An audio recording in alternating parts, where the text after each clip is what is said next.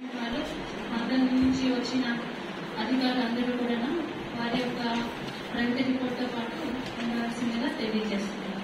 ఇవాళ చేసిన material complaint works అన్ని కూడా వాళ్ళు చూసేస్తారు.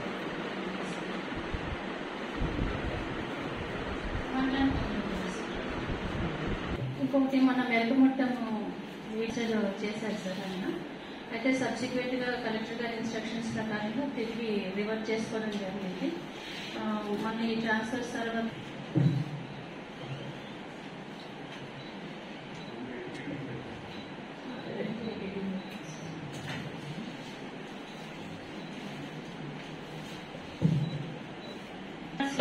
పనిచేసే వేగంగా అందరూ కూడా 6,84,000 ఉన్నారు సార్. ఇందులోని మనకి రెగ్యులర్ గా పనికొచ్చిన వాళ్ళు అంటే చెరువు పనితో పాటు మనకి హార్టికల్చర్ కానీ హౌసింగ్ కానీ ఇంకా ఇతర ఇండివిజువల్ వర్క్స్ ఏవైతే ఉన్నాయో వాళ్ళందరినీ కూడా 65 ట్యాంక్స్ కూడా విజిట్ చేసాం. అంటే మాకు కంప్లీట్ మెటీరియల్ ఇస్తేనే చూస్తున్నాం. ఆ కలిపి కాకుండా మాకు ఓన్లీ మెటీరియల్ కాంపోనెంట్ కింద తయారు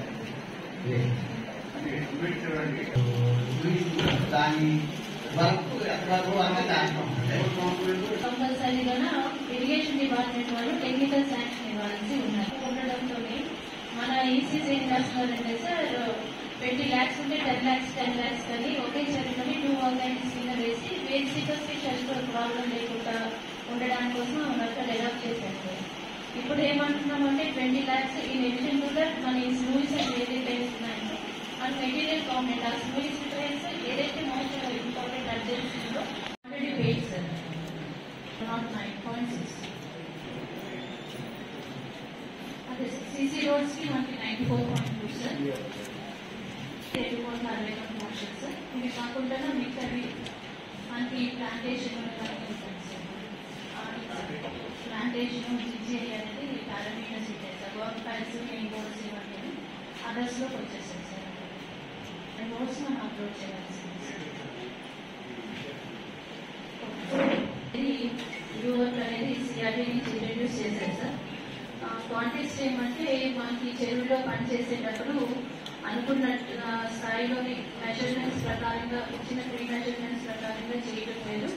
దాన్ని బట్టి ఇన్ని కోట్ల రూపాయలు కొంతవరకు వృధా అవుతుందనే ఉద్దేశంతో మనకి ఫోర్ షోర్ ఏరియా సైడ్ వితౌట్ డిస్టర్బింగ్ ఏమంటారు మెయిన్ ట్యాంక్ లెవెల్ అనేది డిస్టర్బ్ చేయకుండా ఆ పొజిషన్ లోని మనకి ఫిష్ పాండ్స్ అనేది తవ్వుకుంటే ఒకటి వాటర్ అనేది స్టోర్ అవుతుంది. In addition to that 3 months continuous water source ఉంటుంది. కాబట్టి పంచాయతీ ద్వారా కమ్యూనిటీకి ఫిష్ రేడింగ్ అనే యాక్టివిటీ కూడా టేకప్ చేసి పంచాయతీ వారికి ఇన్కమ్ అనేది వస్తుందనే ఉద్దేశంతో ఈ ఫిష్ పాండ్ అనే వర్క్ ని మనకి ఇంట్రడ్యూస్ చేసుకోవడం జరిగింది సార్.